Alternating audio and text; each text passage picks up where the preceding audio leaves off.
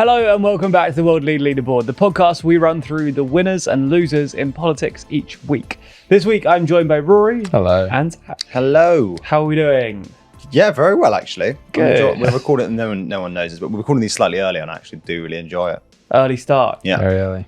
It's not that early. It's No, 9 o'clock. it's a normal time. Don't worry about it. This is how the World Lead Leaderboard currently looks. And throughout today's episode, we'll be moving a number of people around. It looks like we'll be adding someone to the board, a new addition. But rather than getting excited about that now, we might as well just get straight into it and start with our winners of the week. Zach, let's start with you. Who is your winner this week?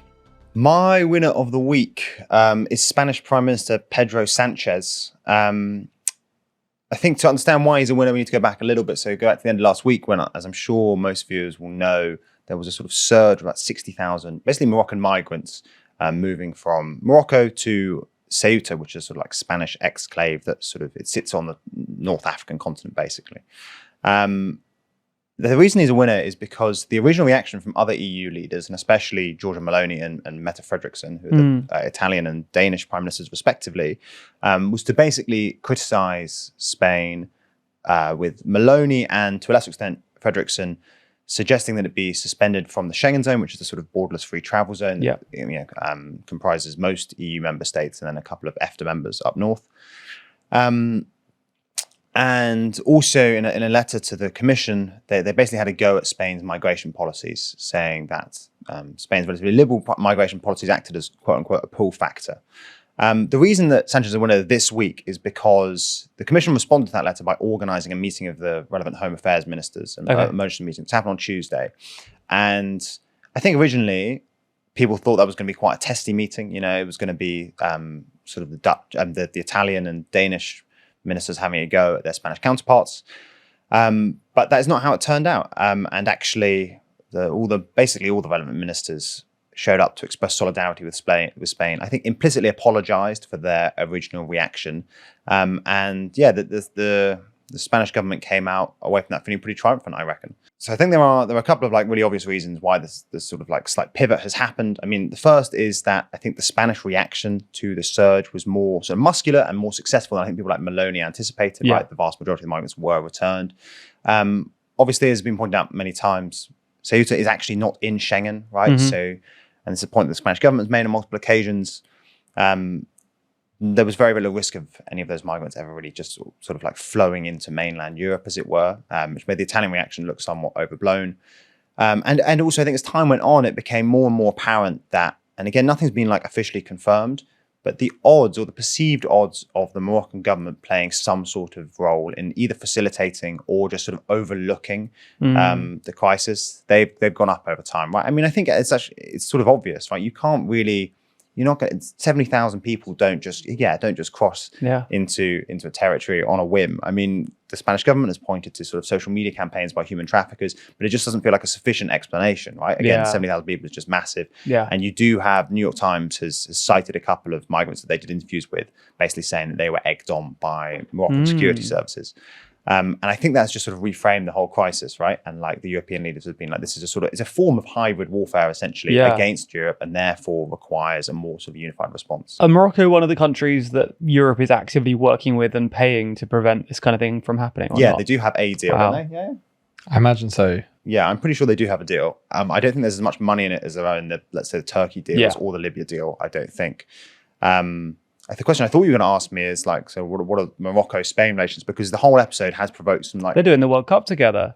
They are later, yeah. 4 years' time, they'll work out. At the moment, they're not mates. In large part because Morocco is, the Moroccan state, rather, is pretty cushy with Israel. Morocco was one of a handful of, it's probably I think it was the biggest Arab country to sign on to the Abraham Accords back in 2020, which was those normalization agreements organized by the Trump administration between Israel and certain Arab countries. And the Moroccan head of state, King... He's on the board. The King. Mohammed VI. I think you're right. Yeah, he's the sixth. I think he's Mohammed. Yeah, I think he's Mohammed VI. He's the sixth of whatever he is. He's pretty good friends with Netanyahu and Trump. And so there's been a lot of sort of like conspiratorial speculation that this was maybe, or I mean, there's nothing to back it up. So I'm not suggesting, but I thought that's where the question was going. But there's nothing to back it up. But that it was somehow organized with the tacit approval of maybe the US or Israel. I think it's worth saying that obviously the reaction from both the Israeli and American governments has been gleeful, right? Yeah. It has not been, our sympathies with Spain dealing with this crisis. It's been, I mean, the Trump stuff is sort of predictably mad about how this is, Sharia leftism or whatever, and the Democrats are going to bring this to Maine. But the Israeli one has been, maybe it's time for Spain to stop lecturing us about Gaza or whatever it is. Yeah. But you see why he's the winner. Yeah. The one caveat in all this, by the way, is I do think the original reaction from other European leaders obviously looks like they've jumped the gun and it looks a bit hasty, and they've backtracked on it, sure. But I do think it reflects something genuine, which is that Sanchez really is not popular inside Europe at the moment. There was he had a sort of he was flying high not too long ago when he was on the, he was leading the charge on Gaza, and people thought he was sort of representing the progressive wing of Europe on foreign policy issues. I think that's still true to some extent, right? And I think he has, he's popular amongst, lots of European progressives, but there is a sense that he is making it harder for Europe to put up a united front, right? Even if he is ahead of the curve on some of those issues, he's very, very vocal about it. Yeah. And some other European leaders, even if they do sort of agree with him on those issues, don't like quite how how forward leaning he's being on them. Yeah. Does that make sense? It does. I'm not necessarily saying they're right, but that is why they don't get on with it at the moment. Bit cheeky of Denmark, though. Bit cheeky of Denmark? Well, they're in the, no one's coming into Europe via Denmark. They're they're not got a big threat in the same way. Italy, they're in a similar situation, but it's a little bit harder, I imagine, dealing with this kind of issues if you're on the edge of the continent versus surrounded by everyone else. Obviously, the continuity between the Fredrickson and Maloney, right, is that in both their domestic politics they play up migration a lot, right? And Fredrickson is obviously, she's sort of famous amongst European left wingers because she's the left winger who's very right wing on immigration. It seems to have worked for her electorally. But I mean, I think they have genuine concerns, but you're right. It's clearly motivated by domestic political considerations. Absolutely. Well, because of that, Pedro Sanchez is moving up on the board. He's been on a bit of a downward trend lately, I feel. Yeah. But moving up from the negative section to the lightly negative section. Also moving up on the board, Rory, for correctly remembering, it is Mohammed the Sixth. Nice. I'm on the board. Is that what you're saying? On the board. Right. In my head, you're on the board. That's huge. It's a +7 next to your name now. Speaking of you, Rory, who is your winner this week? My winner. Speaking of you. On the topic of you. My winner of the week is the new addition to the board. Whoa. Very exciting. It's too soon. Abelardo de la Espriella. I'm gonna have to say it like that every time. Rory's moving up again if he pulls this off. He's the new president of Colombia. He's not quite president yet, but on Friday, so the day after this comes out, I believe, he's being inaugurated as the new Colombian president. He won the election back in June by less than 1%, margin of less than 1%. So just about snuck in into office. So we never had his predecessor or the outgoing president, Gustavo Petro, on the board. But I think we probably should have done, over time, because he was very vocal and very active. Did we not have Petro? I don't think we did. Yeah, because he has been a big deal, actually. Yeah. We talk about him a lot. We do, yeah. But I was thinking, because Colombian presidents can only serve one term, and as we were getting towards the end of Petro's term, I think we just thought, all right, we'll wait for the next one to come in. And now we have the next one. He is quite the opposite of Petro. He is a very right-wing populist, sort of in the style of Trump, Bukele. He also weirdly looks really similar to Bukele as well. I'm sure he styled himself on him. So Noboa looks a bit similar to him as well. Yeah. They also have a similar aesthetic. I think the Bukele de la Espriella look is like that really groomed beard, sunglasses, very sort of tailored suits, that kind of thing. So he's not, well, he is now a politician, but he was never a politician before. He's a real outsider. He was a multimillionaire defense lawyer who became prominent for defending quite a lot of slightly unsavory characters, various paramilitaries, people accused of fraud and embezzlement. And do you know Alex Saab? He was a businessman who was caught up in I think he was indicted by No? he's indicted by the US for some kind of dodgy business dealings with Venezuela. He was his defense lawyer. So he's got quite an interesting background, but that wasn't enough to stop him being elected. Yeah. I think the first interesting thing to say about him is that rather than being inaugurated in Bogota, in the capital, he's being inaugurated in Cali, which is another city sort of in the west of the country, I think. And that's, firstly, I think Cali is in an area that was won by his opponent, who's the left-wing candidate. So it's sort of like he's going into their area and saying, look, I'm here. And also part of it is to signal that he's going to try and break the power of the elite in the capital and I guess spread power around and empower other people around the country. Slight Andy Burnham vibes to it, but nice. And he's next to Andy Burnham now, actually, on the board. There you go. Sort of Burnham Bukele mix. Yeah. So he is coming into office and he is effectively pledged to rip up Petro's agenda, which he spent the last 4 years on. So he's going to, or he says he wants to restart oil and gas exploitation, which Petro had stopped. Very Burnham. True. There's a video on this, I think. Yeah. He also said he's going to restart the sort of military campaign against the remaining rebel groups in Colombia, whereas Petro had sought to negotiate with them under a total peace agenda. That's not really not so Burnham. Struggling with that one. So there is a chance that quite a significant return to conflict in Colombia. He also wants to establish mega prisons and do a massive crackdown on crime, again in the style of Bukele. So he is just yet another right-winger who's made it into office in Latin America in the last couple of years. He's part of this swing back towards the right. But he might not have such an easy time because firstly, he won with less than 50% of the vote and, a margin of less than 1%. But the biggest thing is that Petro basically didn't acknowledge the results of the election, and he has said there was fraud and foreign interference.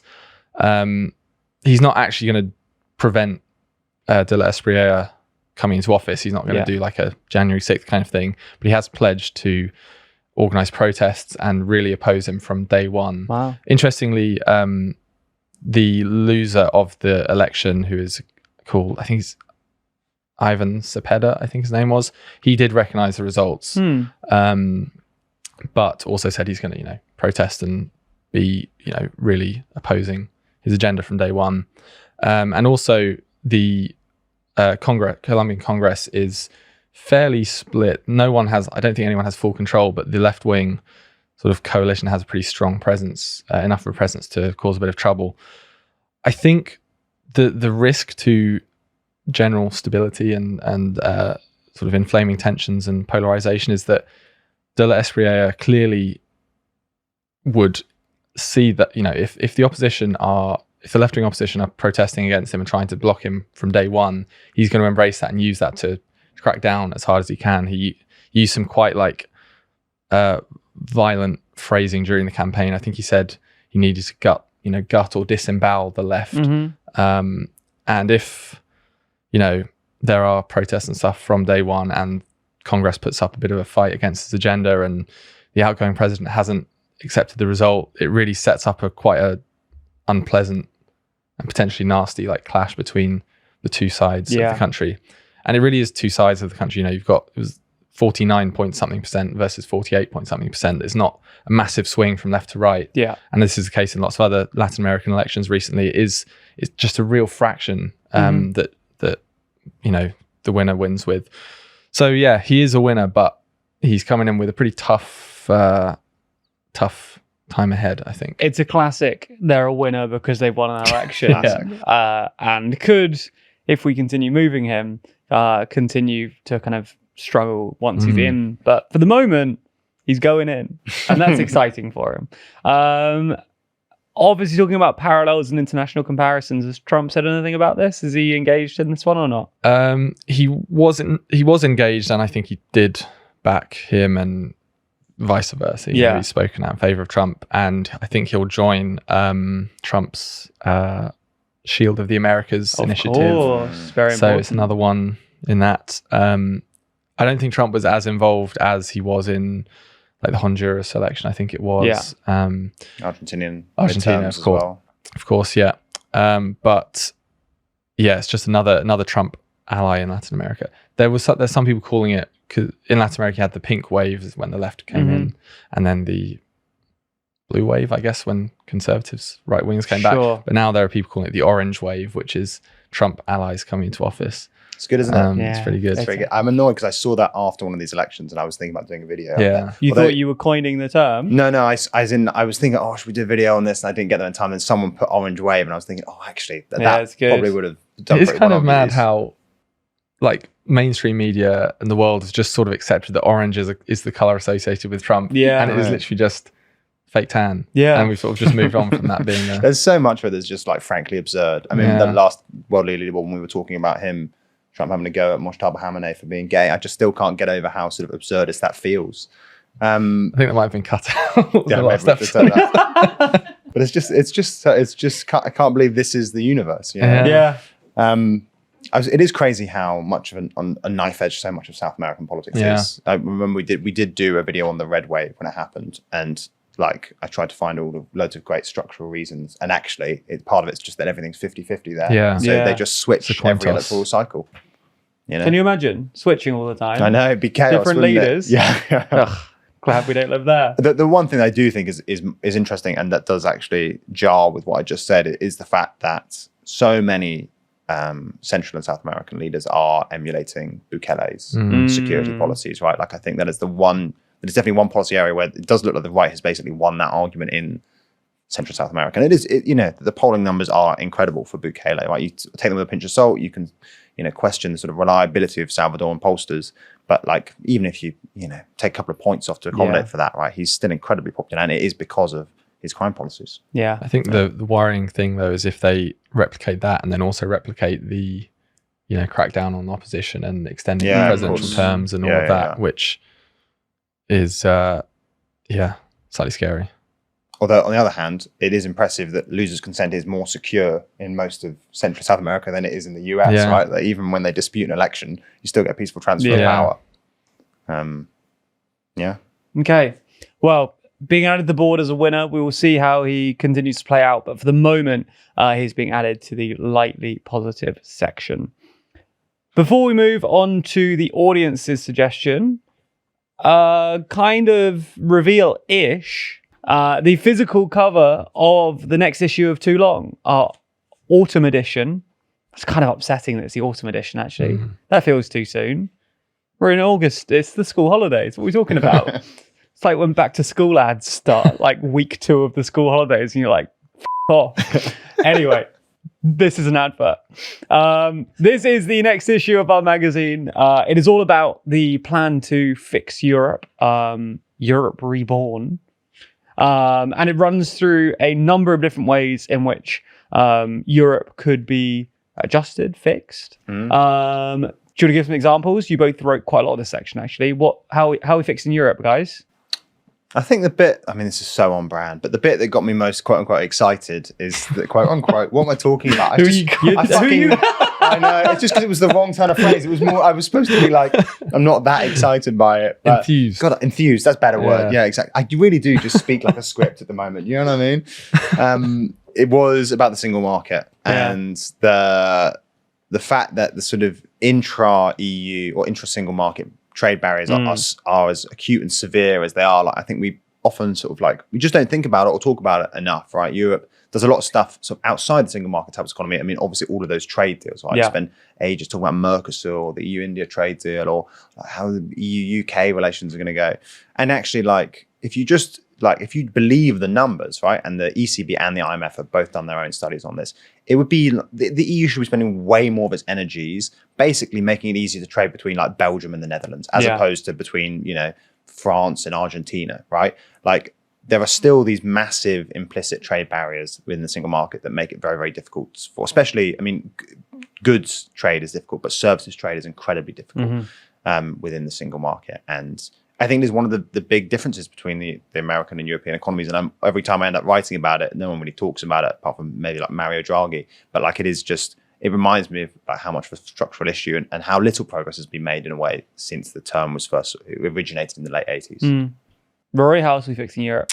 One of the ones I wrote was about political reform. So things like moving further away from the veto system, and also the idea of having like a European super president, which I think is quite a fun idea. Yeah. They're all things that would basically streamline Europe and make it clearer who. I think we did the super president one. It didn't do very well. Take it back. Yeah. It was a good video, just no one watched it, sadly. But that's one of those ones, the super president idea, you can see all the pros of it, but all the cons are that it just consolidates power in one person or institution, and the nation states don't really like the idea of that, because often that one person is someone who they don't get on with for various reasons. So there's lots of streamlining measures, but the big question is, are states willing to give up a little bit more sort of sovereignty and power to the EU? But that is sort of what is needed if it wants to become like a real super geopolitical actor. Yeah, I suppose. Super geopolitical. I think I'm a geopolitical super actor, super player. Super player. There are other suggestions too of how Europe can be fixed in this issue of Too Long. There's also a whole bunch of other stuff too, as always. It's not just the kind of like front page story. In fact, there's more in this issue than ever before. 84 pages, our longest ever issue, including obviously in the UK section, a whole rundown of Andy Burnham. As you can imagine, there were people in this team excited to write about that. Hopefully you're excited to read about it. Also reflecting on Brexit 10 years on. There's a big piece on kind of 10 years since Brexit, how things are looking, and why maybe blaming Brexit for everything isn't fair. Yeah, I mean, that is my it was my piece, and you're right, that is my take. I mean, I basically think that I'm giving the whole thing away. Should I just give it away? Why not? I basically think that like people are wrong to blame Brexit for so much of the UK's political dysfunction, but actually understate the economic consequences, right? There's a lot of discourse at the moment. People go like, oh, look at France, its economy isn't doing it. Or look at Germany, its economy isn't doing great. And that's just like, it's a terribly superficial and simplistic analysis. There are lots of reasons the UK economy should be doing really well right now. And there's lots of evidence to suggest that Brexit is a large part of the blame, the issue. A whole bunch of European stories in addition to the Fixing Europe kind of from across the continent. Also notably an interview in the global section with Shashank Joshi, the Washington bureau chief for The Economist, where you discuss the US, a whole bunch of US stuff. He was the defense editor, so we ended up speaking mostly about defense issues. And I know I would say this either way, but it genuinely was a really interesting interview, right? Like in a way that I don't think we're necessarily guaranteed. Sometimes people who are, representing very established news organizations be quite guarded in what they say. But he was very, very liberal. I mean, thank you very much, Shashank, if you're watching. But he was very, very liberal with both his time and his opinions, right? We got a lot of great stuff out of them. And he did, you know what? I mean, he actually changed my mind on a couple of things, which I'm very stubborn. That is very rare. It's unusual. And I thought it was really, really interesting. And it was quite unpredictable in places, right? I thought he would be very much a status quo guy, and he was in certain respects, especially with NATO, but less so with America/Iran stuff. Well, that's just a tease of what's in there. There's so much more in there. But if you'd like to pick up a copy, you can head to our website. And if you use code August26, then you get an additional £3 off your first copy if you subscribe, which could bring the price to like £4, £5 if you're a digital subscriber. That's crazy. You can also become a TLDR party member by buying the bundle. And if you do, you'll get early access to the Shashank Joshi interview that will be releasing soon on TLDR party. And you'll get access to the full interview because, as Zach says, the full interview is like well over an hour. We're going to be releasing a clip of it on YouTube publicly, and then another section is in the magazine. But if you want the full thing, that is available to TLDR party members, because we figured that if we transcribed the entire interview and printed it over like 20 pages, you might be a bit annoyed. So that's available to TLDR party members before this issue even comes out. It'll be available on TLDR party in the next week or so. So check that out too. toolong.news to grab yourself a copy to become a party member, whatever you'd like to do, but please do something. Let's get into the audience suggestion. Okay, so each week we let the audience suggest someone in the comments of the previous episode that we have to discuss in the audience section. And this week they have chosen someone we've already brought up in today's episode, Italian Prime Minister Giorgia Meloni. Is she a winner or a loser this week? I think, in part for the reasons we just mentioned, she's probably a loser. I think she overreached in her original reaction to the Ceuta stuff. And she's been forced to sort of back down ever so slightly. And the other reason she can go down is something we did cover on EU a while ago, which is that she is currently facing a sort of right-wing upstart challenger party led by a bloke called Roberto Vanacci, who is a former Italian general. He rose to prominence in like sort of 2023 by writing, I mean, I don't want to be too snarky about it, but like a classic like populist book. I mean, I don't like the word populist either, but like a sort of like contrarian book, right? Sure. You know, it's called The World Upside Down, Il Mondo Contrario, I think. Yeah. And, you know, it has lots of stuff about how, you know, the gay lobby and the Jews, I don't know how else to say it without sounds unpalatable. You're not the one saying it. No, exactly. Feminism, you know, the climate change is a scam, that sort of thing. Really rattling through the hits. The classics, you know what I mean? That's what I mean. It's just, and it's very efficient in that respect. Yeah. You know? He ticks all the boxes. And yeah, he rose to political prominence. And then he was sort of like incorporated by Lega, who are one of Meloni's coalition partners, right? And they're led by Matteo Salvini, who I think most viewers will probably be aware of. And Salvini was trying at the time bolster Lega's own standing, right? Like because Lega has sort of been overshadowed by Meloni and the Brothers of Italy. And he brought Vanacci on, but Lega has always had this sort of uncomfortable marriage between essentially northern autonomists. Is that the right way of putting it? Not quite separatists, but basically like when its inception back in the 80s and 90s, Lega, then called Lega Nord, was actually about getting northern Italy more autonomy from the rest of Italy, right? And it was all premised on this idea, which is true in some sense, right? In some very like immediate sense, that, you know, northern Italy is richer than the south and therefore sort of implicitly subsidizes it as part of, you know, being the Italian nation state. And, you know, their precise position on how much autonomy the north should have fluctuated over time. There was an election, I think, in 92 when they did actually campaign for northern secession, right? They wanted to create a new northern Italian state called Padania. They toned it down because they didn't do very well in that election afterwards. But Salvini essentially like revived the party in lots of ways by turning it into more of a classic right-wing populist party, right? But there was always this faction in the party of sort of generally older, more sort of established, like sort of secessionists, right? Northern secessionists. And when that was fine when the party was doing well and they were happy to sort of ride the wave. But when the party started doing worse, tensions flared a bit. And then when Salvini brought on Vanacci, they've got close to breaking point basically, because these sort of like the northern secessionists who are generally like small C conservatives, right? Were like, this guy is just beyond the pale. Like we don't want to be associated with this. They kept on telling Salvini to kick him out. Vanacci then started going like, you should kick out those guys. And Salvini has been caught with like, what am I going to do? Yeah. And then eventually Vanacci was like, I'll just leave. And so then Vanacci left, started his own party, took a whole load of Salvini's MPs with him, and is now basically saying that the Meloni-Salvini coalition has betrayed the true right, has become too moderate on too many issues, and you know is basically it's a classic dynamic, isn't it? Right, you get like a right-wing upstart, which is like represents the quote-unquote true right. They get into government, they moderate a little bit, that creates a space for another right-wing upstart who does the same thing. I mean, also in Italy, it plays on another recurring theme, which is the fact that there is always some populist party in the background promising like to finally fix Italy's, I think it's fair to say, relatively dysfunctional politics and economics, right? It was Five Star for a bit, then it was Lega, and now it is Vanacci's party, which I can't remember, it's like Future Forward, I think it's called. And I don't know why I'm asking you. And so I think that's a problem for her. They're not polling brilliantly. They're polling at sort of between 5 and 10%. That is above Lega, right? Lega now polling on 5%. The really difficult issue for Meloni, right, is that she either has to fight back, and that in practice that will involve probably tacking right on certain issues, especially immigration, right? Vanacci wants to basically deport millions of people.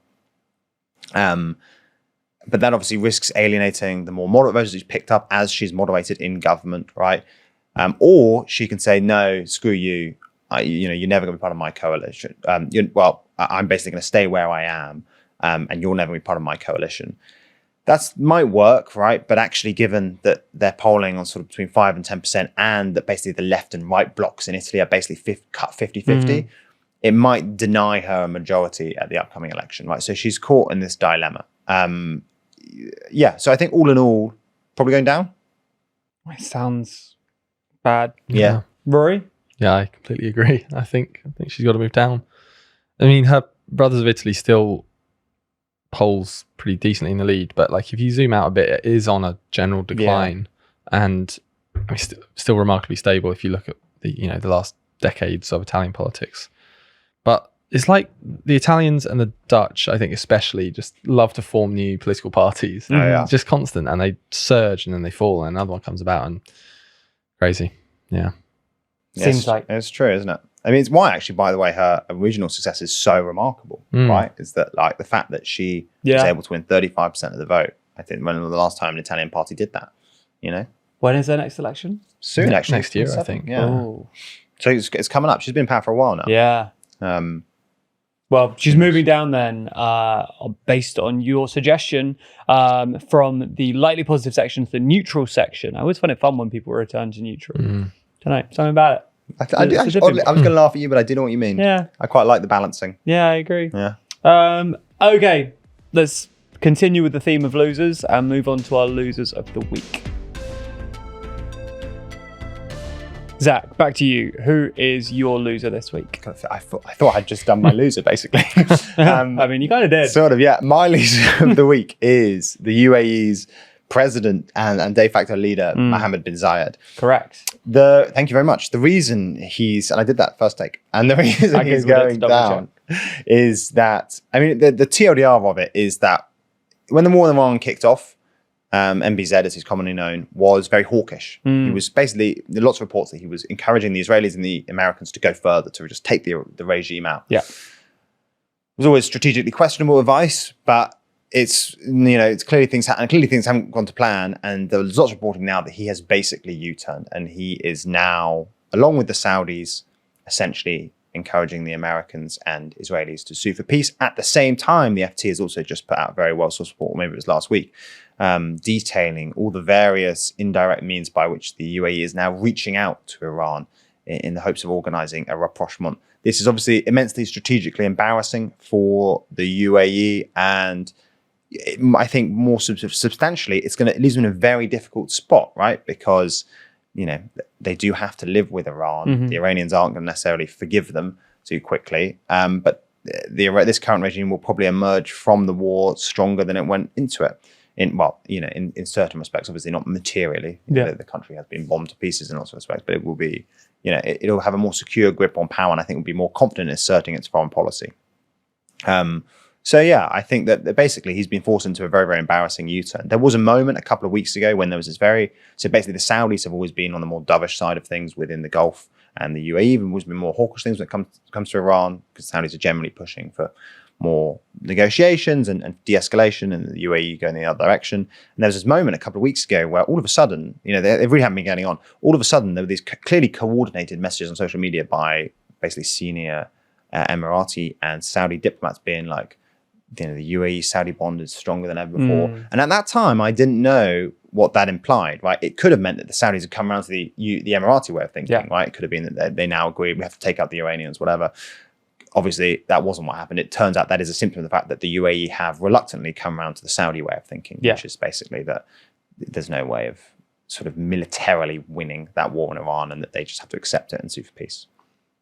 What do you think it means that these states that were being kind of more hawkish are kind of shifting towards the kind of more suing for peace, kind of dovish approach? Hawkish, dovish. Yeah, I didn't want to use the same analogy, but I kind of ended up back there. But what do you think that tells? I mean, obviously, it's partly a result of like the impacts and consequences of this war, the way it's played out. But do you think it's more significant for kind of the region going forward?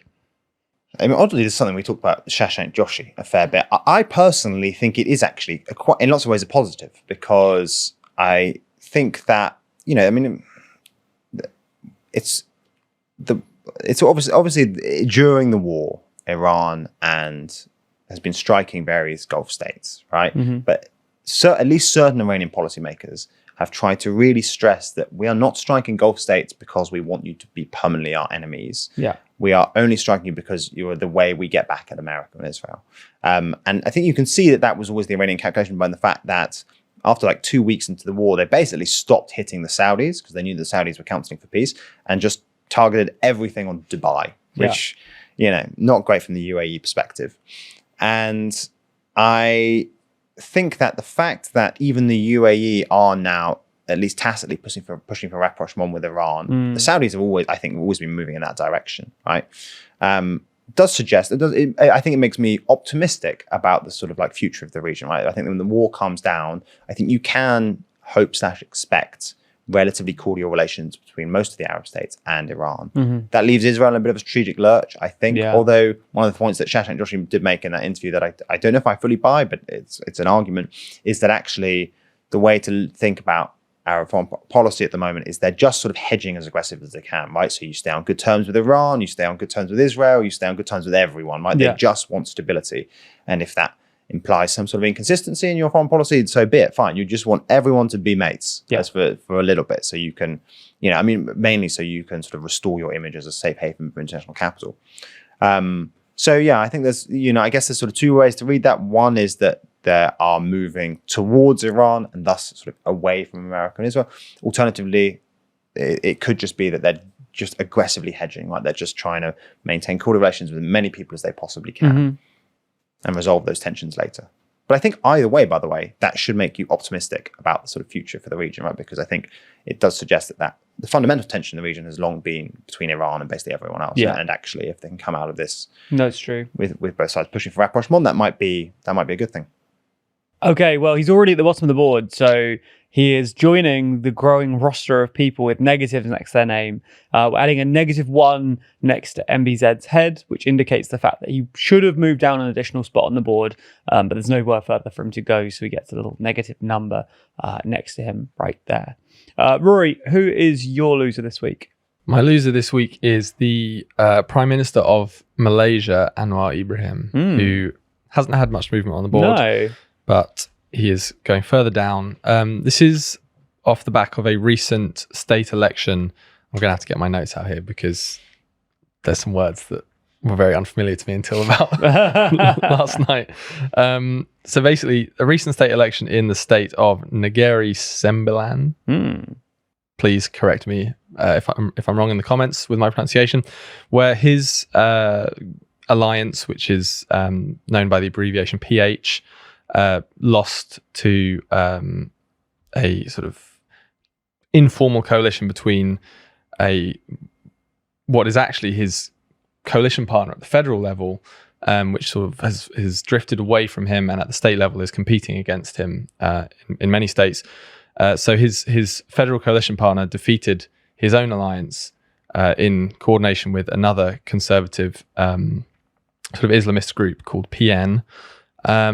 This is the third state election, I think, in a row where Anwar's sort of ruling alliance has suffered defeat. So the first was back in November when it was nearly wiped out in the state of Sabah. It lost to, I think, local parties and local alliances. And then more recently in July, PH, again, Anwar's alliance, was defeated by his coalition partner again, which is called BN. These stand for quite long Malaysian words. Okay. I figured it would be easier if I just do the abbreviations. That was in the state of Johor. So that was the first two. And then obviously Negeri Sembilan was the third at the start of this month. So what you effectively have is at the federal level, his government is known as the unity government because it brought together his alliance and this other more conservative alliance. But it's not united at all anymore. There's an election due in 2028, but it could come earlier. And you can see that at the state level, this alliance is like drifting apart and competing against each other. And that is obviously adding tension to the federal level and could lead to either the split of the governing coalition, or if he sort of views the tensions as unworkable, he might just call a snap election. The difficulty for him is that like in so many other countries, but especially in that region, the cost of living has gone up as a result of the Iran war. But also he came into power in 2022. He was a real reformist. He wanted to introduce these reforms, but also end corruption and try and move away from race-based political polarization and basically just bring Malaysia into a new era.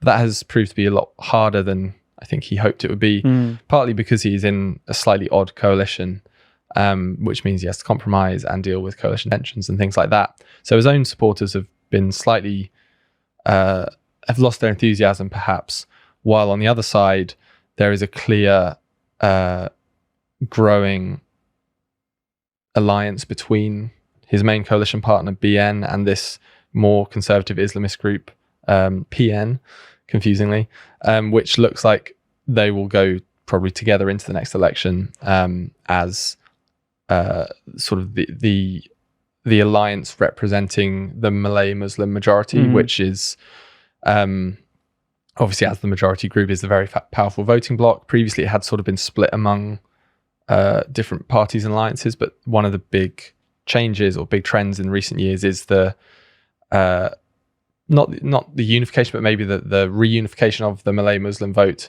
around this one party or these two parties that are increasingly allied together, which is bad news for his party and his government.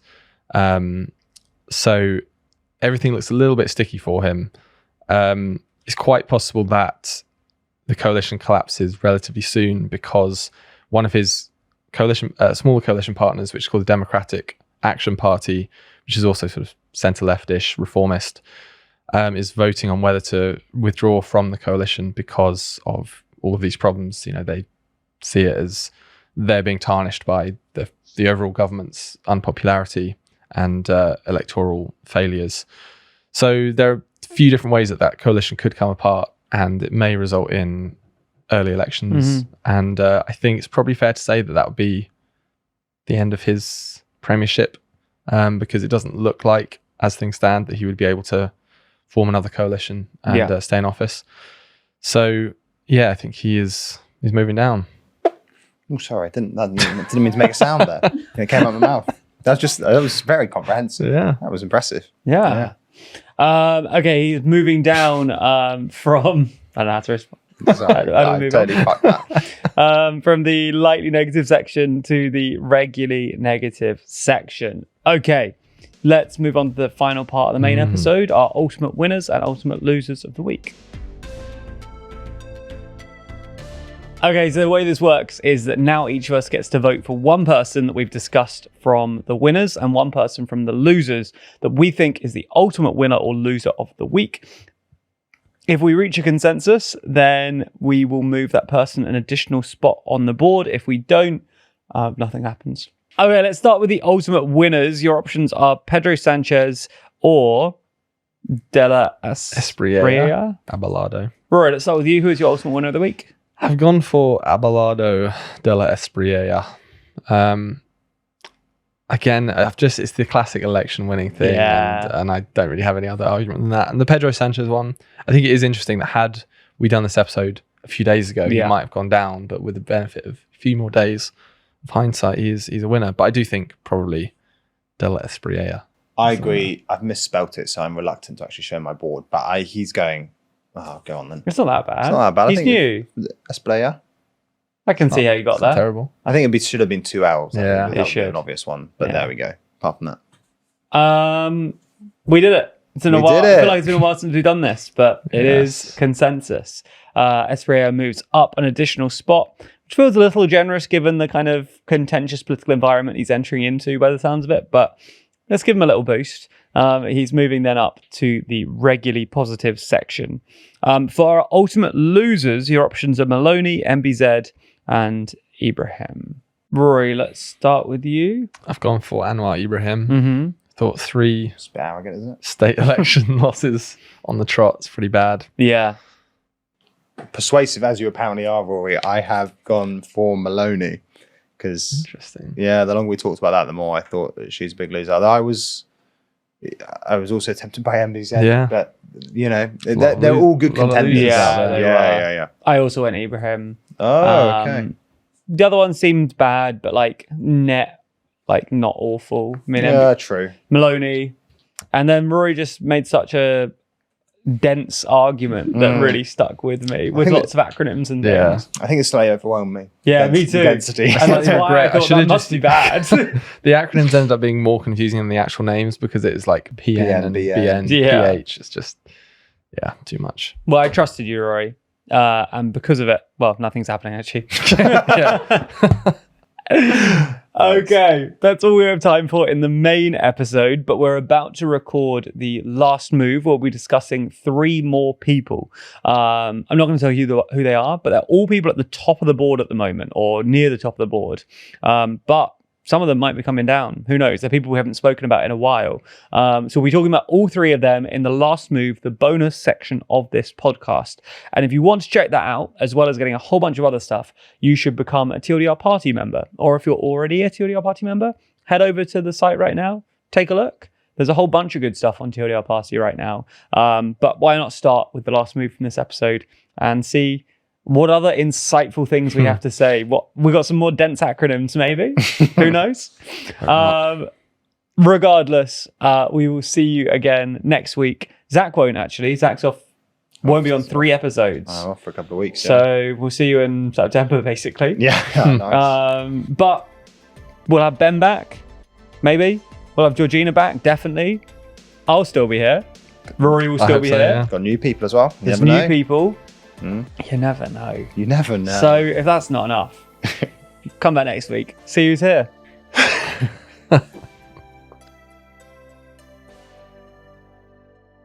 My loser of the week is actually the UAE's. He's the leader. Yeah. I think he's the president. President, maybe. Mohammed bin Zayed. I I always start that say again MBZ. and just be confident. Fair enough.